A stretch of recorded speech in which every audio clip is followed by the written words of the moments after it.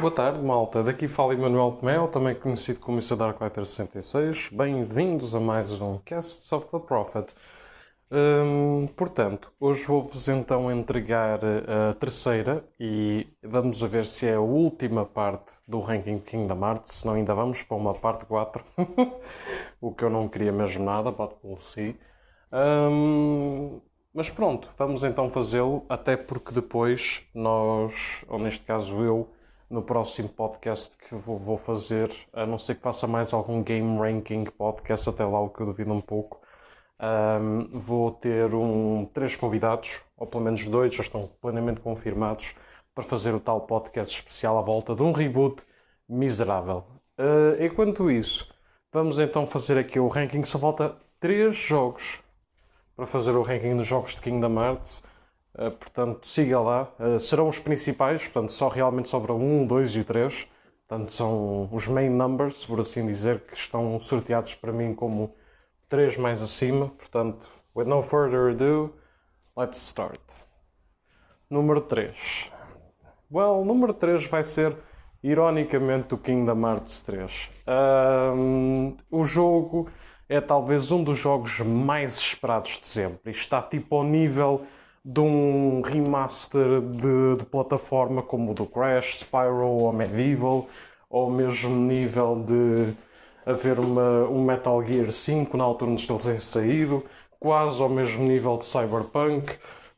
Este jogo está lá na listinha de jogos mais esperados de sempre. Desde que as pessoas viram o Secret Ending do Kingdom Hearts 2, com aqueles personagens que futuramente iam ser os protagonistas do Birth by Sleep, ninguém se calava com aquilo, e apesar das pessoas esperarem uma espécie de spin-off, como foi, por exemplo, com o Chain of Memories entre o 1 e o 2, esperavam que houvesse muito possivelmente esse side spin-off game, e depois iríamos diretamente para com o 3 na PlayStation 3. Inclusive a própria Square Enix e lojas, parabéns por fazeres novamente merda, FNAC, decidiram fazer uma espécie de pre-order ao jogo sem haver uma data ou trailers anunciados para a situação de PS3. Eventualmente o jogo foi atrasado, o próprio Nomura e a equipa responsável muito possivelmente tiveram outros projetos e acabaram por se dedicarem encher chouriças com Kingdom Hearts. Foram então dedicar o side spin-off game aos 3 protagonistas, o Birth by Sleep, um bom jogo, tal e qual como eu tinha indicado. Trataram de fazer game secondary movies, que lá está, vieram de jogos que acabaram de ficar muito aquém para encher chouriças, retails, só para não dizer recoded, e após viagens no tempo, here we are. Finalmente, Kingdom Hearts 3 está agora disponível pela Epic Games, yay, Xbox One e PlayStation 4/PlayStation 5 e... é basicamente isso. A PS3 originalmente onde ele ia acabou por não ir. Anyways, a malta diz que passou durante 15 anos sem um jogo de Kingdom Hearts. É um bocado de balela e choradeira da fandom de Kingdom Hearts. Eu sempre disse isto. Kingdom Hearts nunca desapareceu. Tivemos 2 HD remixes fantásticos do 1 e do 2. Jogos da DS e telemóvel passaram a ser game movies. Tivemos jogos de telemóvel que mal ou bem existem. E depois, claro, com jogos como Birth by Sleep 2.8 ou até mesmo o Chain of Memory, que depois acabou por ser para a PlayStation, e claro, o Dream Drop Distance. How the hell vocês não têm Kingdom Hearts durante 15 anos, amigos? É nestas alturas que sim, you have to play everything Kingdom Hearts to understand it, mas ao mesmo tempo a malta só se fixa nos números principais, daí dizer que sim, nós já não temos nada em termos de número, já desde 2006. Anyways, em 2019 chegou então Kingdom Hearts 3. É assim, é um jogo principal e é uma espécie de Infinity War / Endgame do MCU, mas para estilo Kingdom Hearts, acabando a Xehanort Saga, como o próprio Nomura lhe chama. O que dizer sobre isto? Well, vamos começar a falar pelas boas coisas, porque lá está, não quero estar a esticar isto muito mais do que meia hora. Coisas que eu gostei. Eu simplesmente adorei a trilha sonora. Talvez seja a minha trilha sonora favorita, porque não só vai buscar temas fantásticos e favoritos meus de todos os jogos de Kingdom Hearts anteriores, mas também faz covers e remixes de músicas anteriores excelentes e traz uma boa trilha sonora original e variantes do Dearly Beloved, por exemplo, e as músicas da DLC do Remind, que eu vou tocar ligeiramente no assunto também, já que estou a avaliar o 3 por um todo. Estão fantásticas. Todos os temas contra a Organização 13, ou neste caso da Data Organization 13, são completamente bangers e orgasm soundtracks. Em termos gráficos e de level design, estou um pouco dividido, porque nós percebemos bem que o jogo demorou anos a ser desenvolvido, acho que por volta de 4 a 5, desde o primeiro trailer, e nota-se a milhas. Nós começamos o jogo com um jogo, apesar de mais ou menos bonito, extremamente vazio, extremamente enfadonho em algumas partes, e notamos que apesar dos bonecos estarem até bonitos, estão meio que plásticos, principalmente no mundo do Hércules, e nota-se que há pouca fluidez, mesmo nos movimentos e tudo mais. Portanto, nota-se que os primeiros mundos, principalmente o mundo do Hércules, foram basicamente aquele beta state que foi feito logo ao início, tipo a transgressão entre a PS3 e a PS4, e isso nota-se. Hell, até o Kingdom Hearts 2.8, apesar de se sentir um pouco plástico às vezes, ou um pouco mais rígido que o habitual, é um jogo lindíssimo e tem o seu próprio cariz para se olhar, enquanto que aqui meio que a coisa se perde, basicamente. Eu acho que isso acontece um bocadinho. Em termos de outra... Mas de resto, em termos de level design, finalmente, e isso nota-se principalmente por Twilight Town e outras zonas, como o mundo da Rapunzel em Corona, ou até mesmo no mundo dos Piratas das Caraíbas, temos população, gente. Gente com quem falares, de teres mini-jogos, dançar, ver e ter interações. Finalmente, uma das maiores queixas que os fãs diziam, que era os mundos da Disney parecerem sandboxes vazias e bonitas, finalmente estão recheadas de alguma atividade e interação para os nossos heróis, sem ser apenas os Disney Obligatory Side Characters e o Obligatory Organization Member a dialogar e a mandar um bichinho contra nós. Portanto, sim, são adições que uma pessoa gosta. Eles, mais tarde, por terem sabido que o jogo era estupidamente fácil, incluíram um modo de critical e aumentaram ligeiramente as dificuldades para cada um deles, a tentar trazer o jogo um pouco mais challenging, principalmente para quem queria platinar o jogo.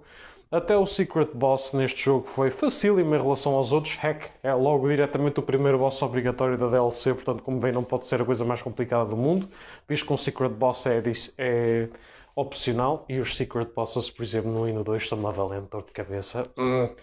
Mas, anyways, é isto. Partes que eu gostei foi basicamente isto. Outras partes que eu também gostei, tratou-se aqui do fechar, digamos assim, da Xehanort Saga. Finalmente o Xehanort, apesar de todas as plot armors, convenient stuff e master planning e controlling the strings, finalmente foi abaixo da maneira mais estúpida de sempre, porque ele está a lutar contra o Sora e o Sora, como na DLC, viajou no tempo, está a enfrentar outro Xehanort e esse Xehanort está a ser enfrentado pelos restos dos membros da Luz. E depois, e tal, eu estou aqui a virar muita gente e matei gente e whatnot, but who the fuck cares? Vamos agarrar-nos a Mark Hamill, neste caso Veracruz, e vamos voar no céu, transformar-nos em luz, because, well, we're good people, we're just misunderstood. Esta cena foi quase tão ridícula como se o Thanos tivesse feito um pedido de desculpa no Endgame ou mesmo um Emperor de Star Wars e as pessoas ficassem, ok, I believe you, e simplesmente go off with the sunset. Antes de eu continuar e tentando resumir aqui a coisa, a plot de Kingdom Hearts 3 foi detestada por uma boa maioria das pessoas. Em primeiro lugar, eu culpo que as pessoas tinham demasiadas expectativas, estavam à espera de um último jogo, numa corrente que só larga dinheiro em vez de água, portanto, obviamente, nunca seria ao fim. E depois, com todos os side games de mobile games, já vimos que o Nomura, em vez de tentar meter Kingdom Hearts como uma franquia um pouco mais isolada ou de cariz de antologia, como vemos em Dragon Quest ou até mesmo Final Fantasy, está a tentar fazer estas story arcs todas à volta de personagens, até milcar o destino do Sora, sabe-se lá até que mais que tempo. Mas, portanto, Kingdom Hearts 3 acabaria com o Xehanort, per se, por visto que ela aparece, por exemplo, no Melody of Memory, nem que seja para estar ali a fazer figura, E depois, claro, porque sim, até podia ser a conclusão, o desfecho emocional dos personagens, mas isto não seria o fim da road. Essencialmente, a história nos primeiros mundos, sim, é um bocadinho a tocar em alguns assuntos do Dream Drop Distance e alguns mistérios são largados logo ao início, como a situação da Black Box, mas em geral, a plot para cada filme da Disney, enquanto, por exemplo, no Kingdom Hearts 1, 2 ou até mesmo no Birth by Sleep e Dream Drop Distance, enquanto vemos interações entre os personagens Disney com os da Organização 13 ou até mesmo com os heróis, soava com que a história, mesmo estando nos mundos da Disney por óbvio fanservice e enjoyability dos jogos, tinha algum cariz e algum momento, pelo menos uma cutscene que marcaria a mente dos jogadores. Enquanto que aqui no 3, tirando o espetáculo visual e referências dos filmes mais modernos, como o filme de Tangled ou de Frozen, por exemplo, isto passa completamente ao lado. Qualquer impacto no mundo da Disney é basicamente bola. Portanto, o 3, o grande jogo épico e conclusivo, em mais de metade do jogo foi mais de encher chouriças do que propriamente os jogos que são originalmente para encher chouriças. E isso entristece-me um bocado. As mecânicas de combate são excelentes, apesar de facilitarem um bocadinho um jogo se estiveres a jogar no Easy ou no Normal ou até no Higher Difficulty Mode, sem serem Critical e assim. Mas em geral, este jogo tem uma fluidez fantástica, muitos gráficos bonitos para a frente, um excelente ângulo de câmara e, apesar de teres ataques e summons que fazem o jogo parecer mais fácil, tens uma coletânea de estratégias fantásticas para tornar o Hack and Slash das coisas mais divertidas e viciantes de sempre no terceiro jogo. However, a história em si sim, tem um desfecho emocional um pouco bullshit e como eu mencionei sem querer entrar muito em spoilers com o Xehanort e com todas as pistas que vão ser obviamente ligadas para com uma outra coletânea de jogos para a Square Enix chupar o dinheiro aos fãs. Mas tirando essa própria componente, estes mundos da Disney estão aqui mais porque eles estão a assinar um contrato. Nota-se que a Square Enix não teve muita liberdade para trabalhar com estes mundos e seus personagens como tiveram nos jogos anteriores, principalmente para com o 1 e o 2, porque o 3, olhando para as cutscenes e tirando o Sora e o Goofy e o Donald, foram quase metidos como uns mods num CGI Maker ou assim no YouTube. Literalmente parece que estamos a ver os filmes da Disney. Eu gosto de ver algumas cenas dos filmes da Disney, principalmente, lá está, daqueles que eu gosto, mas não planeio ver exatamente tintim por tintim o filme todo. O filme da Rapunzel, basicamente, não sentes que eles fizeram basicamente nada, apesar de terem tido algumas interações com eles. No mundo do Frozen, literalmente eles não fazem nada. O Han só aparece uma vez de costas. Eles não fizeram nada. O percurso do filme foi igual. E por mais épica e estrondosa que tenha sido toda a parte dos Piratas das Caraíbas, tu sentes que toda a guerra contra o vilão e todo o character development inspirado nos Piratas 2 e 3 basicamente vai cocatando, porque tu sentes que estão ali três personagens que enquanto no 2 milagrosamente pareciam estar lá bem suitable e contra todas as probabilidades, no 3 parecem só extras, ou uma espécie de funny fan-made ali metido no meio das cutscenes, porque eles não têm qualquer impacto na porra dos mundos da Disney. Os únicos em que há ainda alguma coisa é no mundo do Toy Story e dos monstros em companhia, porque vamos diretamente em confrontos contra o Young Xehanort e contra o Vanitas, em que o próprio Woody tem um momento mais badass de qualquer personagem da Disney. O mundo de prefiro não dizer não é San Francisco, é San Francisco ou qualquer coisa, de Big Hero 6. Também tem alguma coisa relacionada com o Data Rico e alguma chamada para algo um pouco maior a ver com a plot, mas até isso é pequeno. Então, tirando estes três mundos, parece que todos os mundos que envolvem, digamos, princesas e o mundo do Hércules é completamente arbitrário. Está aqui só porque sim, é para encher chouriças, é porque os mundos são fixe e têm fãs Disney e eu gosto destes filmes, mas realmente o impacto deles foi basicamente nenhum. Em relação ao resto, no grande clímax da batalha, E falando, antes de passar então para com a DLC, I gotta say,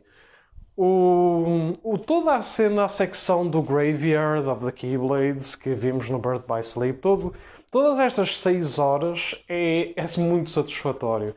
Finalmente a plot faz wrap-up, finalmente conseguimos ver o destino de cada um destes personagens, os pedidos de desculpas, as lágrimas, os sorrisos, o regresso de heróis perdidos. Finalmente temos direito a, após quase 20 horas de navegação nos mundos Disney com algumas hints de lore e de quase nenhuma progressão na história, de repente temos 6 horas de história rápida e de batalhas umas atrás das outras. Foi uma missed chance, porque o trailer de Kingdom Hearts 3 tinha mostrado nós a controlarmos o Roxas e outros personagens ao longo destes combates. Mas, a que surprise, surprise, tirando um combate com a Aqua e um ou outro no jogo com o Riku, vocês só jogam com o Sora durante todo este tempo. Têm que comprar uma DLC de 30 paus se quiserem reviver estas 6 horas, ou pelo menos 4 horas de combate, porque eles depois variam ali num progresso da plot, com outros personagens como o Roxas e outros. E eu fiquei mesmo naquela, really Square Enix? Não é que eu não queira jogar com estes personagens, mas vocês mostraram isto nos trailers promocionais do vosso jogo base. Terem cortado deliberadamente esta componente para terem-na vendido por 30 paus na DLC com mais uns data bosses para aumentar a dificuldade do jogo e teres um final secreto é ser só o maior filho da puta possível. Mas isso lá está, a Square Enix faz muita coisa de bom, mas também é horrível nestas cenas a ver com dinheiro. Ela, a Nintendo, pá, juntem-se porque literalmente é uma desgraça quando é para sacar dinheiro das maneiras mais estúpidas possíveis. Mas, enfim. Os combates são sólidos, é bom ver os personagens, algum deles a despedirem-se. Pá, são momentos de puro fanservice. O INC tem um momento fantástico mesmo. E as batalhas contra o Xehanort são fixe. A DLC, o Remind, agora vou tocar só na DLC um bocadinho, foi fixe em geral. Foi recapitular as 4 horas basicamente finais. Para quem jogou o 3, como foi o caso da minha namorada, e depois logo passou de imediato para a DLC, isto vai ser um bocado monótono e repetitivo, porque vamos estar a ver exatamente as mesmas cutscenes com uma alteração ou outra e com alguma adição da Nami, né, na plot, de modo a vermos o que é que o Sora estaria a fazer com a questão de voltar atrás no tempo e tudo mais. Tirando essa parte, é basicamente bit by bit o final do jogo. Eu, como tive um ano após ter concluído o 3 para quando fui para a DLC, foi até giro reviver estes momentos. Portanto, foi uma viagem, digamos assim. Agora, para quem jogou o 3 e saltou logo para o Remind, como foi o caso dela, Jesus, deve ter sido uma seca do caraças. Mas pronto, depois tivemos um bom momento porque conseguimos controlar mais membros da luz e tivemos inclusive um combate estrondoso com a Kairi. A Kairi foi excelente a utilizar, super fluida, movimentos fantásticos, ataques bastante fixe. Eu adorei a Keyblade dela e eu fico mesmo naquela. Why is not Kairi more important or useful? A sério, gente, vocês têm uma fanbase grande com a Kairi, uma personagem que não faz um puta de nada. Portanto, imaginem se ela fizesse como fez aqui neste jogo. A sério, gente, vocês tratam bem esta personagem e tentem trazer a Nami com mais alguma relevância também. Eu sinto por esta altura só a Aqua e em parte a Xion que estão a ter os shots. Para além disto, tivemos então um final nesse em que o Sora, por exemplo, desaparece após passar alguns dias com a Kairi e vemos toda a equipa nas Destiny Islands, toda contente. É um final que me deixa de sorriso e mesmo que o Sora tivesse desaparecido, uma espécie de sacrificar-se pela derrotar devidamente a Darkness e o Xehanort de vez, deixaria-me com um sorriso na boca se este fosse o final, digamos assim, mesmo que apesar de ser um pouco triste e angustiante. However, todos sabemos que as coisas não iriam acabar, até porque temos uma plot twist finalmente a ser revelada e indícios para o Kingdom Hearts 4. Mas isso pode até ficar noutro vídeo. Já estamos nos 20 minutos, portanto vamos agora passar para o número 2, que neste caso será o Kingdom Hearts 1. Kingdom Hearts 1 foi o início da franquia. Chamar Kingdom Hearts 1, no máximo Kingdom Hearts simplesmente, ou em parte Kingdom Hearts 1.5 HD Remix. Ahm, Este jogo em si próprio é talvez das coisas mais mirabolantes de sempre. Ah, Aliás, isto para mim está a um nível como, por exemplo, Super Smash Bros. Ultimate no Switch está, porque é uma espécie de um crossover que uma pessoa tem algumas ideias e pensa ou até podes vir a escrever fanfictions e whatnot. E isto pensem que é basicamente uma fanfiction licensed que dá milhões no final de cada ano. Kingdom Hearts é basicamente um projeto que estava na mente de. Eu não quero estar a dizer nomes porque não os decorei, portanto, só vou dizer que era um projeto de duas pessoas da Square Enix, famosas dentro do ramo, by the way, e eles estavam na ideia de, you know what, Super Mario 64 tem sido um jogo que tem estado na boca de toda a gente, está a vender milhões de unidades pelo mundo fora. É um jogo de plataforma 3D que está a começar a ser mesmo revolucionário. Implementou mecânicas, ângulos de câmera, level design e algum voice acting lá pelo meio também. Isto realmente parece estar fixe. E eles queriam qualquer coisa para rivalizar a chegada do Super Mario 64. Da mesma maneira como a SEGA, por exemplo, andava a ver de jogos 3D do Sonic, até que eventualmente fez Sonic Adventure para a Dreamcast. Neste caso, a Square, que ainda não era Square Enix, era só Squaresoft, decidiu implementar uma ideia de, you know what? Devíamos de fazer um jogo da Disney, porque nós até somos bastante fãs da Disney e gostamos dos filmes, e que tal fazer um jogo em que o Mickey Mouse seria o protagonista? Daí o Sora no Kingdom Hearts 1 até ter roupas bastante similares a roupas e tons de cor que o Mickey costuma usar. However, Disney is kind of a bitch com a questão dos direitos de autor e com as licenças. Portanto, eles foi de género, nós podemos conceder alguma parte de direitos de autor ou podemos dar os direitos da distribuição, mas tudo o que é franquia original Kingdom Hearts, apesar de vocês serem os main owners em termos de produzir os jogos e de os distribuir, etc., this is still like our property. Portanto, se pensarmos bem, apesar de pacificamente a Square Enix escolher o destino do Sora e Companhia Limitada e de tomar as decisões da plot para a franquia de Kingdom Hearts e, claro, ter a sua cota à parte como propriedade da Square Enix atualmente, this is basically as much as Disney como qualquer outro filme ou jogo da Disney puramente que tenham jogado. Aliás, provavelmente é mais Disney do que Square Enix at this point, especialmente pelas cenas que eu falei no Kingdom Hearts 3 ainda há bocadinho. Mas pronto, essencialmente conseguiram ter então uma greenlit e ainda incluíram jogabilidade de mecânicas de RPG, exploração e as questões da magia e até mesmo da aquisição dos summons e até de incluir personagens de Final Fantasy. That's right, Final Fantasy. Só das franquias de jogos mais populares no Japão e graças a Final Fantasy VII um estrondo pelo Ocidente, foi juntar as mãos com o Rato Mickey, que literalmente é uma franquia, é Disney, pronto, mal ou bem é amado, ou é produtora de memórias e de nostalgia para praticamente todo o globo. Portanto, conseguem imaginar o que é que para nós gamers ou para a malta que é fã destes filmes e assim, o que é que pode pensar? Do tipo, uau, eu vou conseguir jogar e reviver os meus momentos favoritos da Disney, por assim dizer, com estes personagens originais e aplicar mecânicas de jogo de Final Fantasy que eu tenho andado a gostar e ainda ter acesso a ver personagens dos jogos que eu gostei, principalmente Final Fantasy VII. E isto é qualquer coisa, sem dúvida nenhuma. E é um jogo mágico ainda hoje em dia. Só ver a capa de Kingdom Hearts 1, o art style utilizado, porque apesar de ter sido um projeto de sonho dos dois, foi basicamente o Nomura que acabou por dar ajuda direta e a criação de design e tudo mais. Portanto, o Nomura basicamente tornou-se uma espécie de pai da franquia e é ele que está a supervisionar todos os projetos atuais e tudo mais. Ele sempre foi o main name a ver com Kingdom Hearts.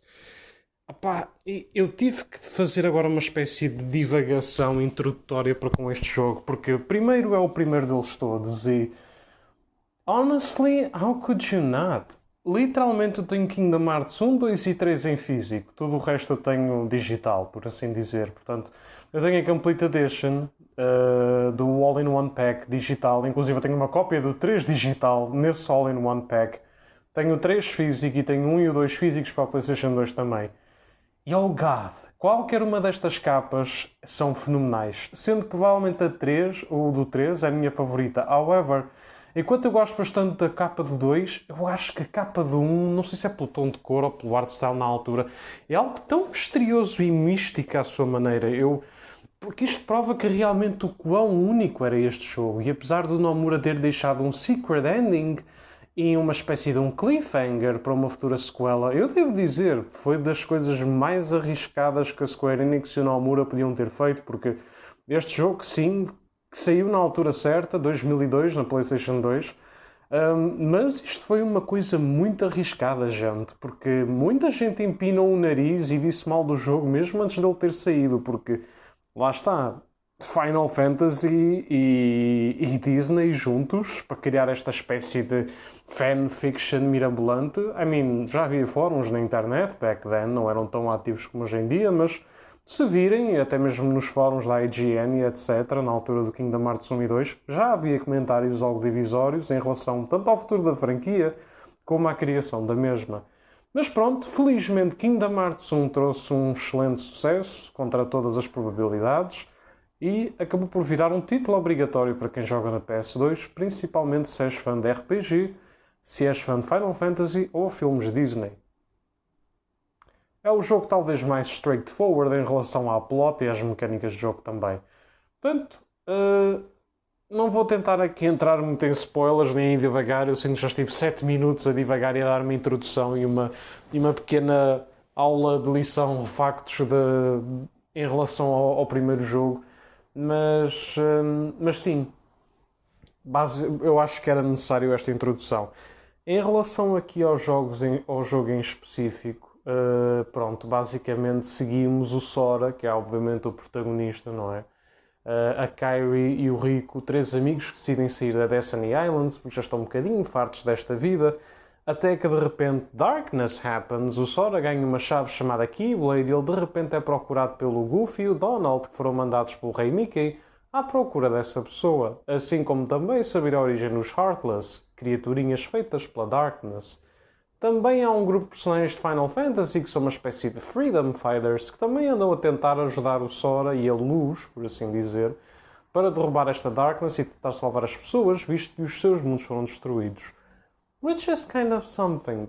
Que os seus mundos foram destruídos. However, da maneira como falam, parece que vêm todos do mesmo mundo, o mundo Final Fantasy, apesar de haver personagens daqui, do 7, do 8 e creio eu também do 10. So that's kind of confusing. Eles são todos de tempos e mundos diferentes, porque isto são antologias e... But anyway, supostamente o mundo foi derrubado em Darkness e pelo comentáriozito, não sei se era um comentário ou se era uma descrição qualquer num dos arquivos sobre os personagens, o que me faz pensar é que se calhar a Rinoa devia de estar a algures pelo desenvolvimento, a Rinoa, a rapariga principal de Final Fantasy VIII, porque da maneira como o Squall Leon fala, parece que ele perdeu a Rinoa nesta continuidade. I don't know, it's kind of weird for me, really. Mas pronto, avançando. Portanto, vamos falar então de prós e contras. Eles vão para uma aventura fantástica em que têm que descobrir a origem da Darkness e tentar derrubá-la. E para já Maleficent reuniu um grupo de vilões.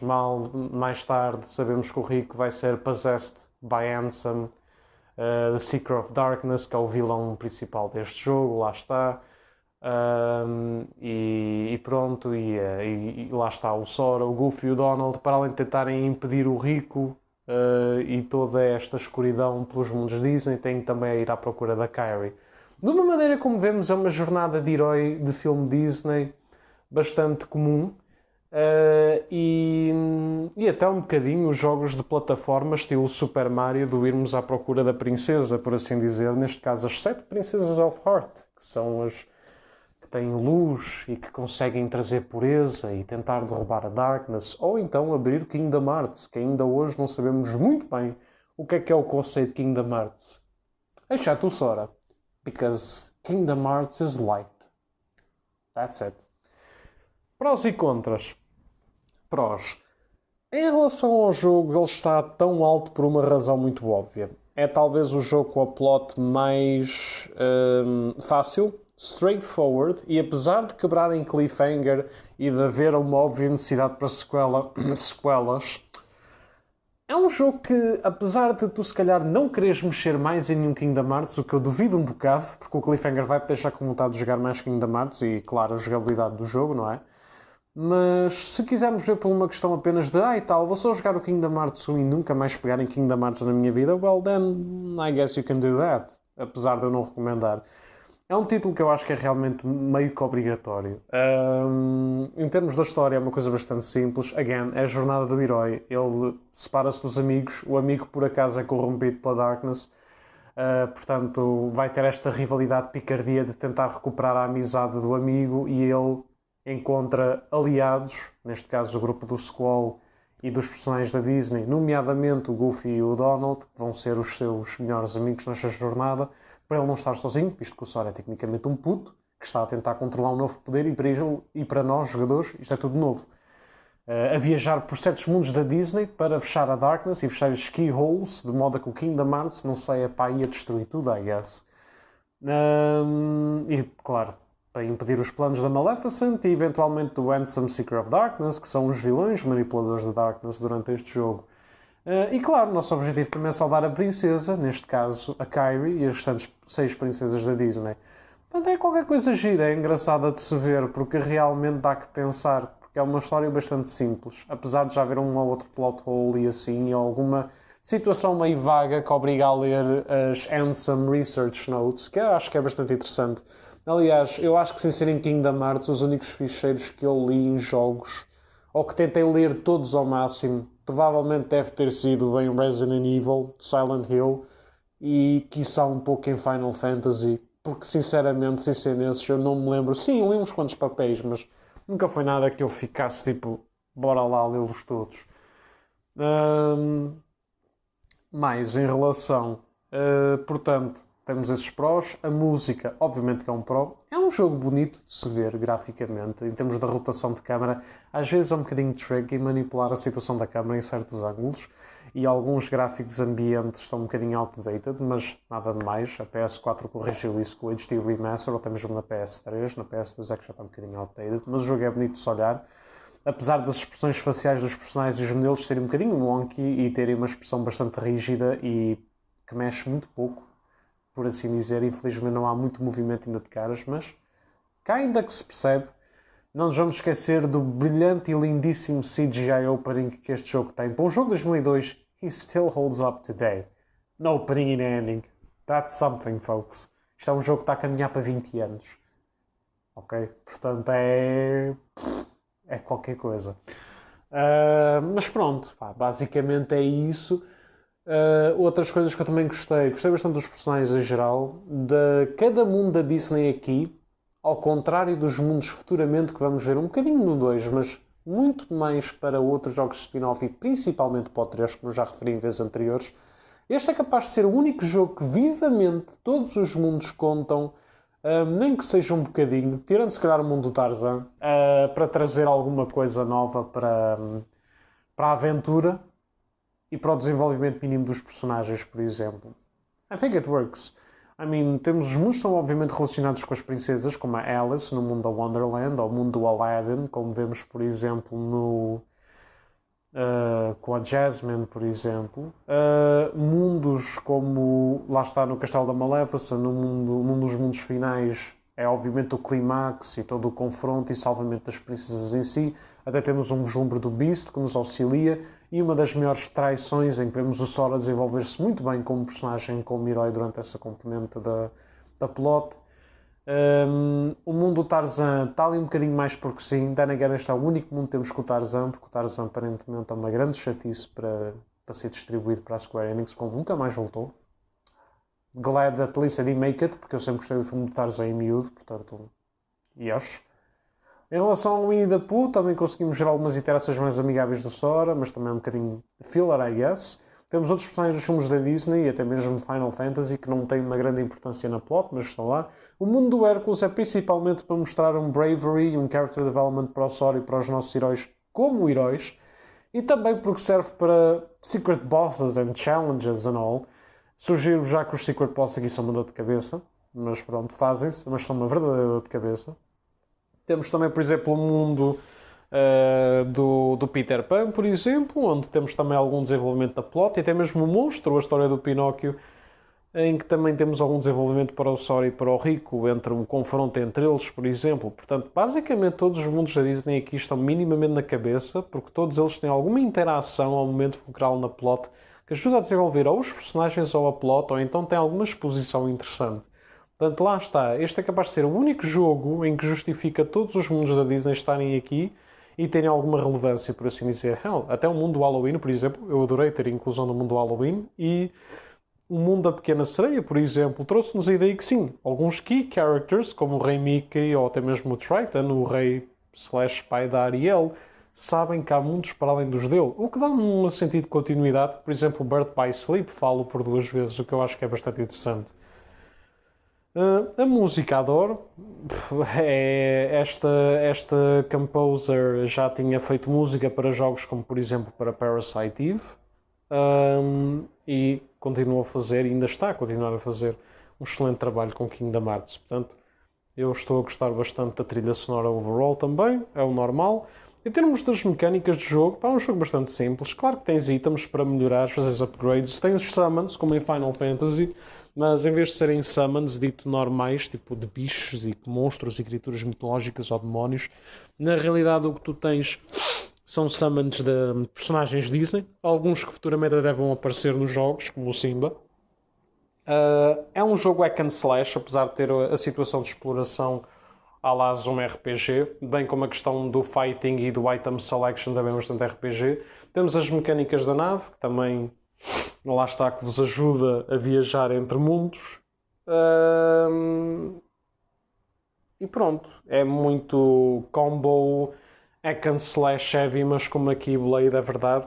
Temos alguma estrutura de plataforma, portanto há algum ênfase em conseguirmos fazer saltos precisos, algum andamento, fazer algum backtracking, a subir e a descer para conseguir certos itens, ou até mesmo conseguir algumas coisas, principalmente no mundo do Aladdin e no mundo dela, assim no Wonderland. Portanto, eu sinto que este jogo, e lá está o Dream Drop Distance, talvez os jogos não é só uma linha reta, por assim dizer, obriga-nos a utilizar algumas plataformas e a ter um bocadinho daquela influência lá Super Mario 64, maybe, aqui para o jogo. Não é muita, mas está lá, no level design.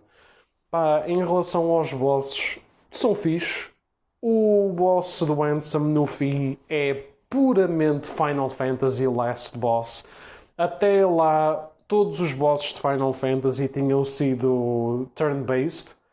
Portanto, eu, ao derrotar o Ansem, principalmente naquela fase final em que ele é tipo uma espécie de um navio de carne viva demoníaca no céu, só me fez lembrar que isto seria, digamos, o futuro que estavam a envisionar para Final Fantasy, porque passaria mais uma componente RPG / action hack and slash, e percebe-se muito, porque isto é exatamente o que nós visionávamos se jogássemos um jogo de Final Fantasy sem turn-based e como seria um grande boss final. Portanto, basicamente seria isso, sem dúvida nenhuma. Foi uma coisa que eu realmente gostei e que tive aqui a preço. Em termos dos contras, já tocámos um bocadinho nisso, que foi um ou outro diálogo meio... Depois alguns modelos, expressões que também estão muito rígidos e mal executados, a meu ver, em termos do resto da qualidade do jogo. Em termos da jogabilidade em si, não tenho assim nada contra para dizer. Lá está, é complicado haver contras, tendo again, porque isto é o meu segundo jogo favorito da franquia, portanto não há assim muita coisa. São mais nitpicks, mais do que outra coisa. É mais a questão de, se calhar, ser um bocadinho mais, lá está, rígido around the edges, a câmera e às vezes o próprio jogo ser um bocadinho menos correspondente às minhas ações com os botões. Mas não é assim nada de outro mundo. I really enjoyed this game, mas apesar de eu really enjoyed it, há um jogo que obviamente está em número 1. Toda a gente sabe qual é que é, porque lá está, só há um que falta. E neste caso, eu joguei-o tanto para a PS2 como para a PS4 também, Kingdom Hearts 2, que para mim é o Magnus Opus da franquia. Oh boy, Kingdom Hearts 2. Este jogo eu comprei-o logo depois de ter comprado o primeiro para a PlayStation 2. However, enquanto eu fiquei preso, por assim dizer, no original da PS2, passando futuramente um na PS4, digamos que eu acabei por saltar para o 2. Sim, foi daquelas histórias assim meio manhosas do tal, estou mais ou menos preso logo ao início e depois tive de fazer algum backtracking e depois acabei por desistir e dar mais algumas atenção aos Devil May Cry games que um tinha comprado e outro havia-me oferecido. Conclusão da história, eu apenas o concluí e consegui desfrutar verdadeiramente na PS4. Portanto, for all intents and purposes, o primeiro jogo que eu passei de Kingdom Hearts foi o Kingdom Hearts 2 na PlayStation 2. Portanto, o que é que eu tenho a dizer sobre este jogo? A soundtrack é mais uma vez uma maravilha. Em termos das cutscenes e dos modelos e do motion capture das caras e desse tipo de técnica visual, por assim dizer, em termos de effects, o jogo está um pouco ao mesmo nível do 1. However, obviamente, em termos das caras, das expressões e dos modelos, está um pouco mais fluido e natural, porque a tecnologia PS2 já está um bocadinho mais evoluída e lá está. 4 anos, I guess, foi um ponto suficiente para ter metido estes bonecos a não ter caras tão estranhas, por assim dizer, como vimos durante um. Que mais? Em termos da música está ótimo. Em termos da jogabilidade, oh boy, também houve aqui bastantes melhorias entre o 1 e o 2. Portanto, enquanto o 1 tinha mais um level design um bocadinho mais, como é que eu ia dizer, apertado, encolhido, embora tendo um caminho direto, o 2 dá um senso de o mundo está um bocadinho mais aberto. Sim, as retas ainda são meio, as rotas, aliás, ainda são meio lineares, com poucas voltas e percursos para explorar-se e ser em linha reta, com heavy cutscenes lá pelo meio. However, seja pelo combate, distribuição de inimigos ou não sei, parece que o mundo não é tão fechado e tão claustrofóbico em algumas secções como foi, por exemplo, no 1. Uma coisa, however, que não houve no 2 e que houve no 1, foi lá está, que já tínhamos falado anteriormente por causa do Dream Drop Distance, foi secções de level design e construção à volta do que parecia ser platforming.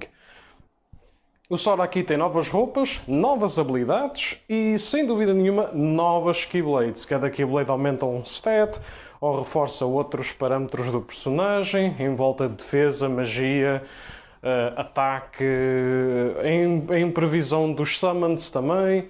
Aliás, em proposta de ajuda dos summons também. Temos também aqui a questão de termos estes special moves ou ultimates ou whatever you wanna call them, que eu não me estou a lembrar do termo correto, em que o Sora pode ganhar, digamos, uma roupa diferente e conseguir desbloquear habilidades fantásticas. Quando ele fica com um fato todo azul, ele fica mais esguio e meio que está a fazer um glide e a disparar raios laser ou bolas de energia azuis. Se ele ficar uma espécie de Heartless, torna-se extremamente esquivo e rápido. However, o dano que ele leva é muito superior, apesar de conseguir fazer um punch. O fato vermelho, que é chamado de Valor, por exemplo, consegue-lhe dar mais um attack boost, propriamente dito. Portanto, estas coisas são chamadas de forms, por assim dizer. Temos o Valor Form, a Wisdom Form, por exemplo. E finalmente temos um branco e preto, que até o próprio Xemnas usa no boss final, já lá vamos. Que é uma espécie de, I guess, anything goes, conseguimos fazer tudo. É mesmo o Sora a chegar a um termo quase, não digo de Super Saiyajin nem nada desse género, mas é mesmo a Ultimate Form, por assim dizer, que ele consegue desbloquear nesse jogo. Em termos de combate é tudo muito parecido, obviamente que o jogo é um pouco mais fluido, menos clunky e muito mais combat heavy, por assim dizer. Portanto, este jogo é puramente um jogo de exploração cutscene heavy com imenso combate. O primeiro, a jogabilidade, ainda tentou explorar um bocadinho a vertente da plataforma e de mais item exploration e coisas desse género, enquanto tu fazias exatamente isso, e é claro, heavy on grind. Aqui o jogo é um pouco mais fácil, tanto que até já tem a situação do Easy Mode, ao contrário do um original que só tinha Normal e Hard. Portanto, é um jogo mais pela plot e pelo fun dos diferentes combos e formas com que tu podes combater. Algo que rapidamente se vai instaurar em Kingdom Hearts e principalmente no Kingdom Hearts 3, por exemplo, onde há dezenas de formas diferentes de executares os combos e as tuas maneiras de combater ou de usares a tua magia. Donald e o Goofy estão novamente com o Sora, desta vez acordaram de um ano de sono e de tentativa de reposição de memórias por parte da Nami, né, após os eventos da Rechain of Memories. Temos 4 horas bastante lentas, mas algo importantes à volta do Roxas, o Nobody do Sora. E claro, vivemos os últimos dias de verão dele. É sempre uma história triste. Christopher Lee faz um papel do Katano. Até as linhas mais weebs, este gajo entrega as linhas de diálogo como um completo senhor. O Rico tem um papel bastante misterioso e tal, igual como a minha namorada indicou. Pela tapa nos olhos e o visual, parece imenso um futuro protagonista da Nier chumbado.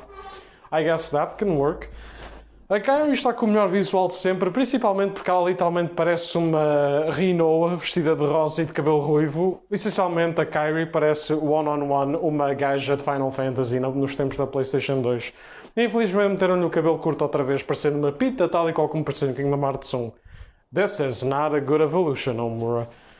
Mas pronto, somos introduzidos novamente ao conceito da organização Treuze, porque infelizmente muita gente não fez os bosses secretos do Kingdom Hearts 1 a ponto de enfrentar uma Wooded Figure ou de ver o Secret Ending. E claro, o Rechain of Memories no Game Boy e futuramente na PS2 já para volta de 2008, que inclui já alguns membros e desenvolvimento da organização Treuze. Portanto, sim, muitos de vocês, tal e qual como eu, ao terem visto a opening cutscene, devem ter apanhado do tipo, wow, esta gente vai ser toda representada e vão aparecer ao longo do jogo? Ou o Sora derrotou pá, 4 ou 5 pessoas e agora ainda sobram estes? Of course it was that. Houve 5 membros que supostamente morreram no Rechain of Memories e temos agora os outros 8 para derrotar. That's it. Todos os membros da organização Treuze, apesar de se vestirem da forma mais badass / repetitiva de sempre, como Black Hood, e de terem os poderes mais bullshit, sempre que podem sempre abrir um portal e sair e entrar da plot sempre que querem, só para dar diálogos gozo e só pequenos teasers do que é que a história pode se desenvolver. Mas, overall, para além das habilidades e meios de combate que cada um tem, cada um, apesar de pouco explorado e meio clichê, consegue ser memorável à sua própria maneira.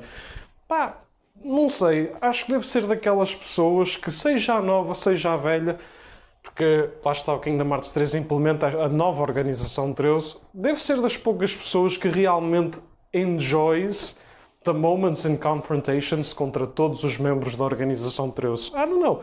Acho que são momentos fixos, são vilões decentes e alguns até são bastante bons e criam alguma rivalidade. Desta vez o vilão principal é claramente o líder da organização Treuze.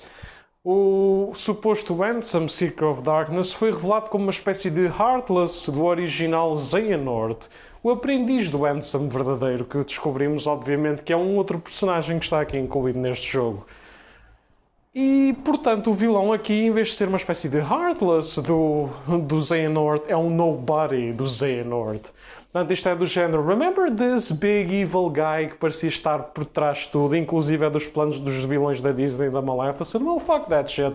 Aparentemente há uma organização de 13 vilões e o líder deles é só o Nobody do Xehanort. Portanto, ficamos mesmo naquela...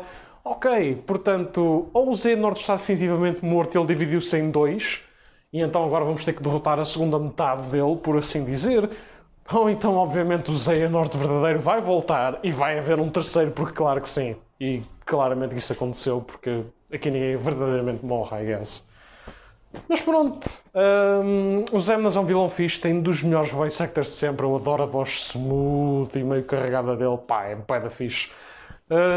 Em termos dos mundos da Disney, por exemplo, pá, em geral gosto bastante dos mundos. Voltamos ao mundo do Hércules e do Halloween, por exemplo. Desta vez já podemos visitar o Sandy Claus, neste caso, e temos acesso ao Inferno do Hades e à Megar a participar na plot. De resto, em termos de novos mundos, temos o mundo do Rei Leão, por exemplo. Temos o reino dos Piratas das Caraíbas. That alone is fucking insane. Vocês não conseguem imaginar a minha cara de choque quando eu vi que os Piratas dos Caraíbas, que lá está, era uma franchise popular, tem o seu próprio parque de diversões dos anos 90, daí permitindo a criação dos filmes.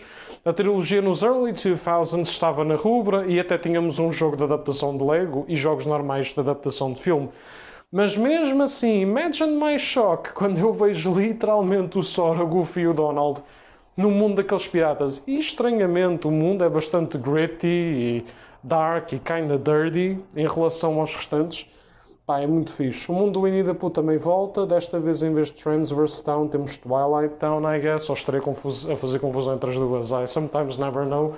Mas pronto, aquela cidade de base, por assim dizer. Visitamos a torre do Ian Sid, um dos personagens de Fantasia e o mestre do Rei Mickey, principalmente para lhe ensinar magia e como utilizar a situação da Keyblade. E visitamos até mesmo o mundo da Mulan e da Bela e o Monstro, sendo os primeiros dois mundos, e ainda regressamos ao mundo do Aladdin. Bro, esta seleção de mundos, pensei que alguns regressam de um para facilitar os assets e o desenvolvimento, podendo então fazer a segunda parte do filme em que eles se basearam, ou até mesmo as sequelas, como por exemplo no caso do Aladdin. Mas os mundos novos que eles integraram, a única coisa que lá está, que faltou e que acabou por ser integrada no 3, foi haver mais vida, NPCs e coisas para fazer, para além de óbvio e andares em linha reta para continuar a história. Mas overall, pá, os mundos estão todos fantásticos. A história lá está. Eu estou a tentar evitar imenso falar dela, porque tal e como em qualquer um outro, again, se isto fosse uma review de cada jogo, eu até poderia perder tempo, que estaria para aí meia hora, 40 minutos a falar em todos eles, pronto. Mas estamos a falar de para aí histórias que devem durar o quê? 6, 7, 8 horas de cutscenes em cada um deles. Portanto, nem pensar que eu vou fazer um resumo pá, aí de 20 minutos a falar do que é que eu achei de cada story trope. Pá, posso-vos dizer que coisas que eu não gostei foi a inclusão da Maleficent e do Pete. O Pete eu achei que fosse um vilão obrigatório, porque era o vilão do Mickey, portanto, eu não sou contra ele e a Maleficent estarem no jogo. Apenas tenho pena, porque isto é só o início da justificação de teres vilões da Disney. Tu sentes que eles estão aqui só porque é a ligação maligna vilões Disney. Tu não sentes nada. By the way, o mundo da Ariel também está neste mundo. Também está neste jogo. Mas anyways, estes dois literalmente parecem a Jessie e o James do Team Rocket. A Maleficent passou de uma vilã competente e de liderança no 1, que foi quase uma espécie de um boss final, para de repente ter virado uma gaja que quer literalmente só conquistar terreno ou castelos. E claro, depois temos o Pete, que é só o Pete. So, I don't know, eu sinceramente não sei o que é que esta gente estava à espera. Eles realmente são um ponto que eu não gostei muito. Mas pronto. Outro ponto que eu também não gostei, lá está, foi os mundos, apesar de um pouco mais abertos, continuarem a ser um pouco lineares. E claro, também termos a situação de... e tal... Ainda temos aqui a situação de não ter muita vida e de ser um pouco repetitivo. É um jogo extremamente viciante, mas para quem não gosta deste tipo de jogos, pode aborrecer-se um bocado, porque em cada hora de jogo vai estar a fazer grind, hack and slash, andar em linhas retas e ver uma dump cutscenes de 10 a 15 minutos muitas das vezes. Também visitamos Hollow Bastion, por exemplo, e pronto, e vemos personagens de Final Fantasy a voltar. Não só vemos alguns returning characters de Final Fantasy 7, 8 e 10, como já vemos o Vivi ou o Setzer, por exemplo, de Final Fantasy 6 e 9. E pronto, temos também um confronto entre o Cloud com a Tifa contra o Sephiroth, por exemplo, que também é uma story arc que obviamente foi continuada no Super Smash Bros. Ultimate e não propriamente no Kingdom Hearts 3, mas pronto, whatever they want, I guess. Mas sim, eu sinto que este jogo é o Magnus Opus, mesmo na questão da história. No Hollow Bastion nós temos quase um middle game ending, porque nós vemos todos os heróis Disney, Final Fantasy e, claro, o Sora e os amigos dele, Donald e Goofy, literalmente estarem a travar uma horda de Heartless e Nobodies. Até Maleficent e o Pete ajudam lá pelo meio. A organização 13 aparece com obviousties e tudo mais. E aquela porcaria, nós sabemos que não é um final do jogo, porque não derrotamos todos os membros e aí tal ainda faltam para aí provavelmente umas 15 horas de jogo, mas em termos de main story. Mas god damn it, aquilo tu estás a meio do jogo e sentes que estás a construir um clímax da primeira parte fantástico. E depois aqui vamos nós para a segunda parte para caminharmos para a verdadeira batalha final, daí a segunda visita dos mundos e tal. Porque ao contrário do 1, aí tens uma grande visita para cada um. Aqui tens visitas mais curtas, porque é dividido em 2 vezes, por assim dizer. Para o boy, é mesmo, epá, é espetacular ver os picardanços, os diálogos, a camaradagem entre os personagens. Sim, há linhas meio cringe e meio com alguma delivery dos atores. Eu continuo a achar que, por exemplo, a voice actress da Aerith é super aborrecida, mas a voz da Tifa que também é muito meh. São as duas ao mesmo. Não me admirava se fosse até a mesma gaja, to be honest. Mas it's so good. Seeing all these characters. O 2 foi sem dúvida a melhor fanfiction que faz crossover Disney Final Fantasy. Se o 1 aperfeiçoou com uma história simples e almost Disney-like, aqui é muito mais barulhento, épico, bombástico, mantendo muito o coração e a jornada do herói, mas up to 11. Ou seja, pomos um pouco mais elementos e aquele oomph que nós vemos em certas histórias de Final Fantasy para este, e não tanto a aventura mágica / jornada de herói que vemos no Kingdom Hearts 1. Por isso é que eu acho que os 2 jogos se completam tão bem. Aliás, eu sou daquelas pessoas que, plot-wise, e mesmo vendo algumas bullshits, plot holes e até algumas contradições aqui ou ali, algumas com inconveniências e tal, mas olhando para a linha reta, Kingdom Hearts 1, Reaching of Memories e 2, pá, a história, apesar dessas porcarias, estava realmente a construir uma coisa que eu próprio achava fantástica. É mesmo bonito e épico de se ver a construção da plot desses 3 jogos à medida. Eu acho que aqui o problema principal foi, em vez de mantermos esse foco e termos feito se calhar um spin-off e depois logo o 3, que acho que era que devia ter sido isso para aproveitar o momentum e a story build, o Nomura decidiu dividir demasiado os jogos em spin-offs, em movies e mobile titles e complicou e contradizeu a sua própria história de tal forma que a simplicidade e epicness e a Hero's Journey do 1 e do 2 com o Reaching of Memories foi a sua parte estragada e apesar de estar unida juntamente com o resto da franquia, nós quase que sentimos que o build-up, o feel e a característica principal desses 3 jogos, nem que seja a sua união, quase como uma trilogia sólida, quase que sendo como uma era diferente. Nós parece que entramos num novo Kingdom Hearts, numa nova faceta a partir do Birth by Sleep, e é essa faceta que continua até mesmo agora, até com a saída do Road to Darkness e o filme animado lá daquele jogo mobile e tudo mais. I don't know, houve muita gente que nunca mais vai esquecer a boss battle com o Sephiroth, os momentos épicos, o momento em que o Riku e o Sora juntam-se para talvez das melhores batalhas finais contra o Blue Eyes White Dragon e os Emnas no fim. Ver a Kairi como uma potencial heroína a conseguir ter a Keyblade, o King Mickey a ter epic moves estilo Yoda, o Goofy, entre aspas, a morrer, partindo numa situação em que nós também nos queremos vingar e derrubar o mal, ver o Cloud e os personagens de Final Fantasy a terem outro tipo de interações.